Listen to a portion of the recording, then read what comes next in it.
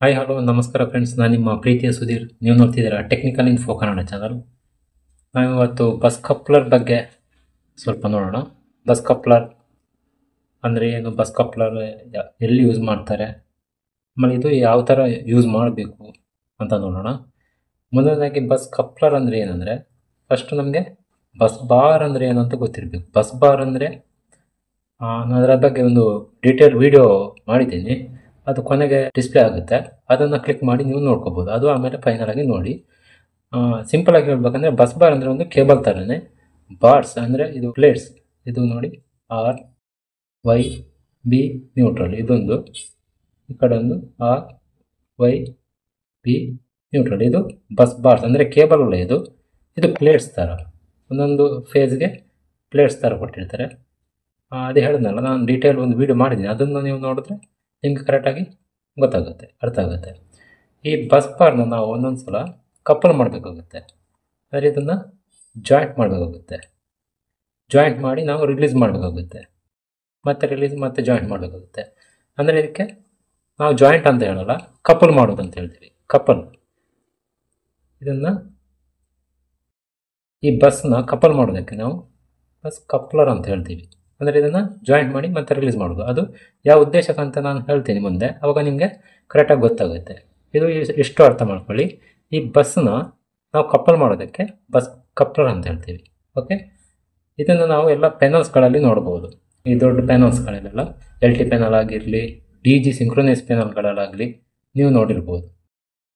ಆಮೇಲೆ ಇದರಿಂದ ಅಪ್ಲಿಕೇಶನ್ಸ್ ಏನು, ಅಪ್ಲಿಕೇಶನ್ಸ್ ಎಲ್ಲೆಲ್ಲಿ ಯೂಸ್ ಮಾಡ್ತಾರೆ, ಇದನ್ನು ಎಲ್ಲೆಲ್ಲಿ ಯೂಸ್ ಮಾಡ್ತಾರೆ ಅಂದರೆ ಈಗಾಗಲೇ ಹೇಳಿದೆ LT ಪ್ಯಾನಲ್ಗಳಲ್ಲಿ, ಆಮೇಲೆ DG ಸಿಂಕ್ ಪ್ಯಾನಲ್ಗಳಲ್ಲಿ, ಆಮೇಲೆ ಡಿಸ್ಟ್ರಿಬ್ಯೂಷನ್ ಪ್ಯಾನಲ್ಗಳಲ್ಲೂ ಸಬ್ ಪ್ಯಾನಲ್ಸ್ ಎಲ್ಲ ಇರುತ್ತಲ್ಲ, ಅಲ್ಲೂ ಯೂಸ್ ಮಾಡ್ತಾರೆ. ಓಕೆ, ಇದು ಯಾವ ಥರ ಇರುತ್ತೆ ಅಂದರೆ, ಈಗ ಒಂದು ಪ್ಯಾನಲ್ ಇದೆ ಅಂದ್ಕೊಳ್ಳಿ, ಒಂದು ಪ್ಯಾನಲ್ಗೆ ಎರಡು ಇದು ಪ್ಯಾನಲ್ LT ಪ್ಯಾನಲ್, ಇಲ್ಲಿ ಎರಡು ಟ್ರಾನ್ಸ್ಫಾರ್ಮರಿಂದ ಸಪ್ಲೈ ಬಂದಿರುತ್ತೆ. ಇದೊಂದು ಟ್ರಾನ್ಸ್ಫಾರ್ಮರ್, ಇದು ಎರಡು ಪ್ಯಾನಲ್ ಅಂತ ತಿಳ್ಕೊಳ್ಳಿ. ಈಗ ಇದು ಜೋಡಣೆ ಮಾಡಬೇಕಂತ ಇದ್ದೀನಿ. ಈಗ ನಿಮ್ಗೆ ಗೊತ್ತಾಗ್ಲಿಕ್ಕೋಸ್ಕರ ನಾನು ಇಲ್ಲಿ ಈ ಥರ ಡಿವೈಡ್ ಮಾಡಿದ್ದೀನಿ. ಇಲ್ಲೊಂದು ಟ್ರಾನ್ಸ್ಫಾರ್ಮರ್ ಇದೆ, 1 2, ಇಲ್ಲಿಗೆ ಸಪ್ಲೈ ಬಂದಿರುತ್ತೆ. ಇಲ್ಲಿ ಸಪ್ಲೈ ಬ್ರೇಕರ್ಗೆ ಬಂದಿರುತ್ತೆ, ACB, ಇಲ್ಲೊಂದು ಬ್ರೇಕರ್. ಈ ಎರಡು ಟ್ರಾನ್ಸ್ಫಾರ್ಮರಿಂದ ಈ ಪ್ಯಾನಲ್ಗೆ ಬಂದು ಇಲ್ಲಿಂದ ಮತ್ತೆ ಎಲ್ಲ ಡಿಸ್ಟ್ರಿಬ್ಯೂಟ್ ಆಗಿರುತ್ತೆ, ಬೇರೆ ಬೇರೆ ಮೆಷಿನರಿಗೆಲ್ಲ ಡಿಸ್ಟ್ರಿಬ್ಯೂಟ್ ಆಗಿರುತ್ತೆ. ಈ ಔಟ್ಪುಟ್ಟು ಬೇರೆ ಬೇರೆ ರೀತಿಯ ಡಿಸ್ಟ್ರಿಬ್ಯೂಟ್ ಆಗಿರುತ್ತೆ. ಓಕೆ, ಇದನ್ನು ಈಗ ನಾನು ಟ್ರಾನ್ಸ್ಫಾರ್ಮರ್ ಒಂದೊಂದು ಮೇಂಟೆನೆನ್ಸ್ ಮಾಡಬೇಕು, ಇಲ್ಲ ಏನಾದರೂ ಇಶ್ಯೂ ಆಯಿತು ಅವಾಗ ಇದು ನಾನು ಆಫ್ ಮಾಡಬೇಕಾಗುತ್ತೆ. ಈಗ ಆಫ್ ಮಾಡಿದ್ರೆ ಈ ಲೋಡ್ ಏನಿದೆ ನಮಗೆಲ್ಲ ಕಟ್ ಆಫ್ ಆಗುತ್ತೆ. ಅಂದರೆ ಇಲ್ಲಿ ಏನೊಂದು ಲೋಡ್ ಕೊಟ್ಟಿದ್ದೀರಾ ಅದೆಲ್ಲ ಆಫ್ ಆಗುತ್ತೆ. ಅದು ನಾನು ಆಫ್ ಮಾಡದೆ ನನಗೆ ಇದು ಚಾರ್ಜಲ್ಲಿ ಇಡಬೇಕು. ಇದು ACBಯಿಂದ ಏನು ಔಟ್ಪುಟ್ ಎಲ್ಲ ಬರ್ತಾ ಇರುತ್ತೆ ಅದೆಲ್ಲ ಚಾರ್ಜಲ್ಲಿ ಇಡಬೇಕು. ಅದಕ್ಕೋಸ್ಕರ ನಾನು ಇಲ್ಲಿಂದ ಪವರು, ಈ ಟ್ರಾನ್ಸ್ಫಾರ್ಮರ್ 2 ಇಂದ ಪವರು ನನಗೆ ಇದಕ್ಕೆ ಚಾರ್ಜ್ ಮಾಡಬೇಕು. ಅಂದರೆ ಈ ಟ್ರಾನ್ಸ್ಫಾರ್ಮರ್ಗೆ ಹೋಗಬಾರ್ದು, ಈ ಲೋಡ್ಗೆ ಮಾತ್ರ ಹೋಗಬೇಕು. ಅದಕ್ಕೋಸ್ಕರ ಈ ಟ್ರಾನ್ಸ್ಫಾರ್ಮರಿಂದ ಔಟ್ಪುಟ್ಸ್ ಎಲ್ಲ ಇದೆಯಲ್ಲ, ಇದಕ್ಕೆ ನಮಗೆ ಪವರ್ ಕೊಡ್ತಾ ಇರಬೇಕು, ಅನ್ಇಂಟರಪ್ಟ್ ಪವರ್ ಕೊಡ್ತಾ ಇರಬೇಕು. ಅಂದರೆ ಇಂಟರಪ್ಟ್ ಆಗುತ್ತೆ, ಅಂದರೆ ಫ್ರ್ಯಾಕ್ಷನ್ ಆಫ್ ಸೆಕೆಂಡಲ್ಲಿ ನಾವು ಚೇಂಜ್ ಮಾಡ್ಬೋದು. ಆ ಇಂಟರಪ್ಟ್ ಕೊಡದೆ ನಾವು ಇಲ್ಲಿಂದ ಇದಕ್ಕೆ ಸಪ್ಲೈ ಕೊಡಬೇಕಂದ್ರೆ ಇಲ್ಲಿಂದ ಒಂದು ಬಸ್ ಬಾರ್ನ ಇಲ್ಲಿಗೆ ಕನೆಕ್ಟ್ ಮಾಡಿರ್ತಾರೆ. ಓಕೆ, ಅದನ್ನು ಮತ್ತೆ ಸಪ್ರೇಟಾಗಿ ತೋರಿಸ್ತೀನಿ, ಒಂದು ನಿಮಿಷ. ಇಲ್ಲಿ ಬ್ರೇಕರ್ ಆದರೆ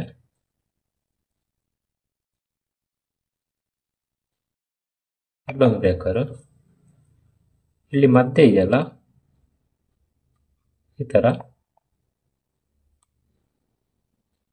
ಇಲ್ಲೊಂದು ಬ್ರೇಕಟ್ ಕೊಟ್ಟಿರ್ತಾರೆ. ಇಲ್ಲಿ ಮಧ್ಯದಲ್ಲಿ ನೋಡಿ, ಇಲ್ಲೊಂದು ಮಧ್ಯದಲ್ಲಿ ಬ್ರೇಕಟ್ ಕೊಟ್ಟಿರ್ತಾರೆ.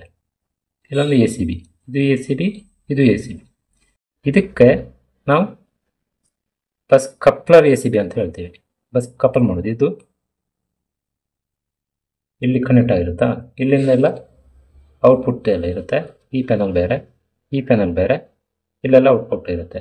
ಇವಾಗ ಈ ಟ್ರಾನ್ಸ್ಫಾರ್ಮರನ್ನು ಇದು ಟ್ರಾನ್ಸ್ಫಾರ್ಮರ್ ಆಫ್ ಮಾಡಬೇಕು. ಇವಾಗ ಟ್ರಾನ್ಸ್ಫಾರ್ಮರ್ ಆಫ್ ಮಾಡಬೇಕಂದ್ರೆ ಇದು ಟ್ರಾನ್ಸ್ಫಾರ್ಮರ್ ಆಫ್ ಮಾಡ್ಬೋದು. ಈ ಬ್ರೇಕರ್ನ ಆಫಲ್ಲಿಟ್ಟು ಈ ಬ್ರೇಕರ್ ಆನಲ್ಲಿರಬೇಕು. ಕಂಡೀಷನ್ಸ್ ಏನಂದರೆ ಈ ಬ್ರೇಕರ್ ಆಫಲ್ಲೇ ಇರಬೇಕು. ಈ ಬ್ರೇಕರ್ ಆನಲ್ಲಿ ಇರುತ್ತಲ್ಲ, ಈ ಬ್ರೇಕರ್ ಆನಲ್ಲಿದ್ದು ಸಪ್ಲೈ ಇಲ್ಲಿ ತನಕ ಬಂದಿರುತ್ತೆ. ಈ ಬಸ್ ಕಪ್ಲರ್ದು ACB ಇರುತ್ತಲ್ಲ, ACB ಯಾವಾಗ ನೀವು ಆನ್ ಮಾಡ್ತೀರಾ, ಆನಲ್ಲಿಟ್ಟರೆ ಈ ಪವರ್ ಇಲ್ಲಿ ಈ ಬಸ್ ಬಾರ್ ಇರುತ್ತಲ್ಲ ಅಲ್ಲೆಲ್ಲ ಸಪ್ಲೈ ಹೋಗಿರುತ್ತೆ. ಅಂದರೆ ಇದಕ್ಕೆ ಲೋಡ್ಗೂ ಸಪ್ಲೈ ಹೋಗ್ತಾ ಇರುತ್ತೆ. ಕಂಡೀಷನ್ಸ್ ಹೇಳಿದೆ ಈ ACB ಆಫಲ್ಲಿರಬೇಕು. ಓಕೆ, ಅಂದರೆ ಇದಕ್ಕೆ ಇಂಟರ್ಲಾಕ್ ಕೊಟ್ಟಿರ್ತಾರೆ. ಈ ಬ್ರೇಕರ್ ಆನಲ್ಲಿಟ್ಟರೆ ಇದು ಆಫಲ್ಲಿರೋ ಥರ ಇಂಟರ್ಲಾಕ್ ಕೊಟ್ಟಿರ್ತಾರೆ. ಆದರೆ ನಿಮ್ಗೆ ಗೊತ್ತಿರಬೇಕು, ನಾಲೆಜ್ ಪ್ರಕಾರ ನಿಮ್ಗೆ ಗೊತ್ತಿರಲೇಬೇಕು. ಇದು ಒಂದು ಆನಲ್ಲಿದ್ದರೆ ನೀವು ಬಸ್ ಕಪ್ಲರ್ ಆನ್ ಮಾಡಬೇಕಾದ್ರೆ ಇದು ಆಫಲ್ಲಿರಬೇಕು. ಹಾಗೆ ಇದು ಸಪ್ಲೈ ಇಲ್ಲಿಂದ ಈ ಬಸ್ ಕಪ್ಲರ್ ಥ್ರೂ ಈ ACB ಥ್ರೂ ಈ ಕಡೆ ಲೋಡ್ಗೆ ಬರ್ತಾ ಇರುತ್ತೆ. ಓಕೆ, ಇವಾಗ ನಿಮಗೆ ಕರೆಕ್ಟಾಗಿ ಅರ್ಥ ಆಗಿರ್ಬೋದು ಬಸ್ ಕಪ್ಲರ್ ಯಾಕೆ ಯೂಸ್ ಮಾಡ್ತಾರೆ ಪ್ಯಾನಲಲ್ಲಿ ಅಂತ. ಅಂದರೆ ಒಂದು ಟ್ರಾನ್ಸ್ಫಾರ್ಮರ್ ಆಫಲ್ಲಿಟ್ಟು ಇಲ್ಲ ಮೇಂಟೆನೆನ್ಸ್ ಇಲ್ಲ ಏನಾದರೂ ಇಶ್ಯೂ ಇದ್ದರೆ ಆಫಲ್ಲಿ ಆಗೋ ಪರಿಸ್ಥಿತಿ ಬರುತ್ತೆ. ಆವಾಗ ಇದು ಆಫ್ ಮಾಡ್ಬೋದು. ನಮಗೆ ಇಲ್ಲಿ ಬಸ್ ಕಪ್ಲರ್ ಥ್ರೂ ಸಪ್ಲೈ ಈ ಲೋಡ್ಗೆಲ್ಲ ಕೊಡ್ತಾ ಇರ್ಬೋದು. ಅಂದರೆ ಯಾವುದೇ ಇಲ್ಲಿ ಇಂಟರಪ್ಷನ್ ಬರಲ್ಲ. ಅಂದರೆ ಒಂದು ಸರಿ ಆನ್ ಮಾಡಿದಾಗ ಮಾತ್ರ ಇಂಟರಪ್ಷನ್ ಇರುತ್ತೆ. ಅದನ್ನು ನಾವು ಕಂಟಿನ್ಯೂಸ್ ಆಗಿ ಇಲ್ಲಿ ಲೋಡ್ ಆಫಲ್ಲಿ ಇಡಬೇಕಾಗಿಲ್ಲ. ಓಕೆ, ಅದಕ್ಕೋಸ್ಕರ ನಾವು ಬಸ್ ಕಪ್ಲರ್ ಯೂಸ್ ಮಾಡ್ತೀವಿ. ಅದನ್ನು ನಾವು ಟ್ರಾನ್ಸ್ಫಾರ್ಮರ್ 2 ಹಾಗೆ ಇದನ್ನು ಆಫಲ್ಲಿ ಇಡಬೇಕಂದ್ರೆ ಇದು ಆನಲ್ಲಿಟ್ಟು ಈ ಬಸ್ ಕಪ್ಲರ್ ಆನಲ್ಲಿಟ್ಟರೆ ಇದು ಟ್ರಾನ್ಸ್ಫಾರ್ಮರ್. ಈ ಟ್ರಾನ್ಸ್ಫಾರ್ಮರ್ ಏನಾದರೂ ಫಾಲ್ಟ್ ಆಯಿತು ಅಂತ ಹೇಳ್ಕೊಳ್ಳಿ. ಅವಾಗ 1ಇಂದ ನೀವು ಸಪ್ಲೈ ಇಲ್ಲಿ ಕೊಟ್ಟರೆ ಆಯಿತು. 1ಇಂದ ಕೊಟ್ಟರೆ ಈ ಬಸ್ ಕಪ್ಲರ್ ಈ ACB ಬ್ರೇಕರ್ ಆನಲ್ಲಿರಬೇಕು, ಇದು ಆನಲ್ಲಿರಬೇಕು ಬಸ್ ಕಪ್ಲರ್. ಆವಾಗ ಸಪ್ಲೈ ಇಲ್ಲಿ ತಂದ್ಕೊಂಡು ಬರುತ್ತೆ, ಈ ಲೋಡ್ಗೆಲ್ಲ ಬರ್ತಾ ಇರುತ್ತೆ. ಓಕೆ, ಆದರೆ ಇದು ಆಫಲ್ಲೇ ಇರಬೇಕು. ಈ ಬ್ರೇಕರ್ ಆಫಲ್ಲಿರಬೇಕು, ಈ ಟ್ರಾನ್ಸ್ಫಾರ್ಮರ್ ಆಫಲ್ಲಿರಬೇಕು. ಈ ಟ್ರಾನ್ಸ್ಫಾರ್ಮರ್ ಆನ್ ಇದ್ದರೆ ಈ ಟ್ರಾನ್ಸ್ಫಾರ್ಮರ್ ಆಫ್ ಇರಬೇಕು. ಹಾಗೆ ಈ ಟ್ರಾನ್ಸ್ಫಾರ್ಮರ್ ಎರಡೂ ಆನಲ್ಲಿಟ್ಟಾಗ ನಾವು ಈ ಬಸ್ ಕಪ್ಲರ್ ಆಫಲ್ಲಿಟ್ಟರೆ ಆಯಿತು. ಇದು ಆಫಲ್ಲಿರಬೇಕು, ಅಂದರೆ ಇದು ಡಿಸ್ಕನೆಕ್ಟ್ ಆಗಿರಬೇಕು. ಈ ಕಡೆಯಿಂದ ಡಿಸ್ಕನೆಕ್ಟ್ ಆಗಿರಬೇಕು. ಇದು ಆಫಲ್ಲಿರಬೇಕು. ಈ ಟ್ರಾನ್ಸ್ಫಾರ್ಮರ್ ಆನ್ ಇಟ್ಟರೆ ಆಯಿತು. ಅಂದರೆ ಇದು ಈಗ ಸಪ್ರೇಟ್ ಪ್ಯಾನಲ್ ಥರ ಆಯಿತು. ಇವಾಗ ನಾನು ಇಲ್ಲಿ ಏನು ತೋರಿಸಿದೆ ಈಗ ಸಪ್ರೇಟ್ ಪ್ಯಾನಲ್ ಥರ ಆಯಿತು. ಇಲ್ಲೊಂದು ಬಸ್ ಕಪ್ಲರ್ ಇರುತ್ತೆ, ಆದರೆ ಇದು ಡಿಸ್ಕನೆಕ್ಟ್ ಆಗಿರುತ್ತೆ, ಸಪ್ರೇಟ್ ಆಗಿರುತ್ತೆ. ಇದು ಯಾವಾಗ ಯೂಸ್ ಮಾಡ್ತಾರೆ ಅಂದರೆ ಈಗ ನಾನು ಎಕ್ಸ್ಪ್ಲೇನ್ ಮಾಡಿದ್ನಲ್ಲ ಆ ಥರನೇ. ಅಂದರೆ ಈ ಒಂದು ಟ್ರಾನ್ಸ್ಫಾರ್ಮರ್ ಆಫ್ ಮಾಡಬೇಕು, ಇಲ್ಲ ಈ ಟ್ರಾನ್ಸ್ಫಾರ್ಮರ್ ಆಫ್ ಮಾಡಬೇಕು, ಆವಾಗ ಇದು ಬಸ್ ಕಪ್ಲರ್ ಯೂಸ್ ಆಗುತ್ತೆ. ಬಸ್ ಕಪ್ಲರ್ ಯೂಸ್ ಆಗೋದು ಇಷ್ಟೇ. ಇದು DG ಅಂತ ತಿಳ್ಕೊಂಡ್ರೆ DG1, ಇದು DG2 ಅಂತ ತಿಳ್ಕೊಂಡ್ರೆ ಅಲ್ಲಿ ಸಿಂಕ್ರೊನೈಸ್ ಮಾಡುವಾಗಲೂ ಇದು ಈ ಬಸ್ ಕಪ್ಲರ್ DGದು ಒಂದು ನಿಮಿಷ ಮಾಡಿ ತೋರಿಸ್ತೀನಿ.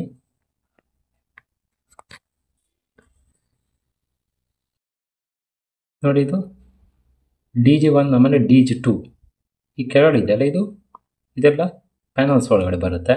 ನೋಡಿ, ಈ ಥರ ಡಾಟೆಡ್ ಹಾಕ್ತೀನಿ ನಾನು. ಈ ಥರ ಇದೆಲ್ಲ ಪ್ಯಾನಲ್, ಇಷ್ಟು ಪ್ಯಾನಲಲ್ಲಿ ಬರುತ್ತೆ. ಇದು DG ಇಂಜಿನ್. ಅಲ್ಲಿಂದ ಈ ಬ್ರೇಕರ್ ಥ್ರೂ ಈ ACB ಬ್ರೇಕರ್ ಥ್ರೂ ಇಲ್ಲಿ ಬಸ್ ಬಾರ್ಗೆ ಲಿಂಕ್ ಆಗಿರುತ್ತೆ. ಇದು ಬಸ್ ಬಾರ್ ಪ್ಯಾನಲ್ ಕೆಳಗಡೆ ಎಲ್ಲ ಬಸ್ ಬಾರ್ ಕೊಟ್ಟಿರ್ತಾರಲ್ಲ, ಈ ಥರ ACBಯಿಂದ ಕನೆಕ್ಟ್ ಆಗಿರುತ್ತೆ. ಇನ್ನೊಂದು DG2 ಇಂದ ಬ್ರೇಕರ್ಗೆ ಬಂದು ಅಲ್ಲಿಂದ ಮತ್ತೆ ಬಸ್ ಬಾರಿಗೆ ಕನೆಕ್ಟ್ ಆಗಿರುತ್ತೆ. ಇದು ಎರಡು ಸಪ್ರೇಟ್ ಆಯಿತು. ಆದರೆ ಮಧ್ಯದಲ್ಲಿ ಮತ್ತೆ ಅಲ್ಲಿ ಬಸ್ ಕಪ್ಲರ್ ಅಂತ ಕೊಟ್ಟಿರ್ತಾರೆ. ಈ ಬಸ್ ಕಪ್ಲರ್ ನೋಡಿ, ಆವಾಗ ನಾನು ಹೇಳಿದ್ನಲ್ಲ DG ಟ್ರಾನ್ಸ್ಫಾರ್ಮರ್ 1 ಆಮೇಲೆ 2ನ ಯಾವ ಥರ ಆಪ್ರೇಷನ್ ಮಾಡಬೇಕು ಅದಕ್ಕೋಸ್ಕರ ಬಸ್ ಕಪ್ಲರ್ ಇರುತ್ತೆ ಅಂತ. ಇಲ್ಲಿ DG1 ಆಮೇಲೆ DG2ನ ನಾವು ಒಂದೇ ಔಟ್ಗೋಯಿಂಗ್ಗೆ ಕೊಡಬೇಕು. ಆವಾಗ ಇದು ಈ ಬಸ್ ಕಪ್ಲರ್ ಯೂಸ್ ಆಗುತ್ತೆ. ಅಂದರೆ ಈ DGನ ಕೈ ಕೊಟ್ಟರೆ ನಾವು ಇದನ್ನು ರನ್ ಮಾಡ್ಬೋದು, ಇಲ್ಲ ಇದು ಮಾಡಿದ್ರೆ ಇದು ಮಾಡ್ಬೋದು, ಇಲ್ಲ ಎರಡು ನಾವು ಲೋಡ್ ಶೇರ್ ಮಾಡಬೇಕಾದ್ರೆ ಇದನ್ನು ಬಸ್ ಕಪ್ಲರ್ನ ನಾವು ಯೂಸ್ ಮಾಡ್ಬೋದು.